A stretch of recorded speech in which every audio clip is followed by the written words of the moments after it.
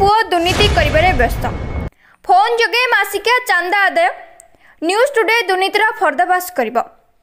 MLA हेबार 3 मास होई नाही दादाबटी बाली mafia मानकु जोर जबरदस्ती मागी खाइबारे व्यस्त। दुर्नीतिखोर एमएलए देखिबाकू मिलछि आस्का निर्वाचन मंडली रे। कोली खाई मंजी पोतिबारे व्यस्त। ए बाबू सीबीआई और ईडी लगा दुर्नीति एमएलए को जांच कर जो विरोध करछंती जातीय कांग्रेस नेता और जनसाधारण। Shankar Kumar Nayak report news today. Rajanikant Padhi एनजे निर्वाचन मंडली कांग्रेस विधायक प्रार्थी। देखंतु आस्का एमएलए केवल जड़े व्यक्ति नुहंती बीजेपी दुर्नीतिग्रस्त। बीजेपी रे दुर्नीतिग्रस्त बीजेपी दल ही आज दुर्नीतिग्रस्त हो जाइए।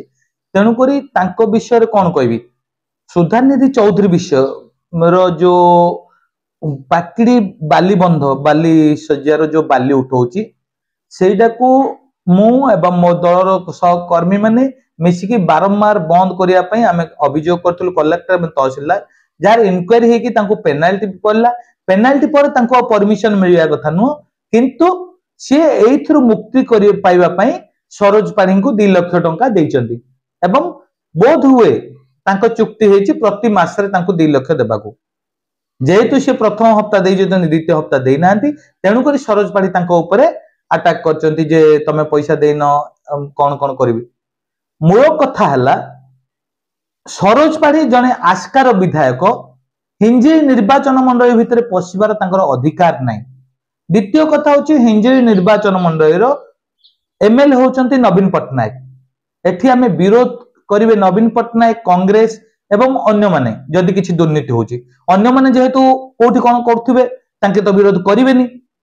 तो आमे जो विरोध कलु एवं हाई कोर्ट रे मु कागज पत्र रेडी करछि हाई कोर्ट नै सुधानिधि चौधरी को अरेस्ट करया पई सेइटा करिया पूर्वरु सिए सरोज पाढ़ी के एवं किछि असामाजिक व्यक्ति को धरी किमिति निजे बाली उठी दुर्नीति करिवे सेति पई से लागि पड़चंती।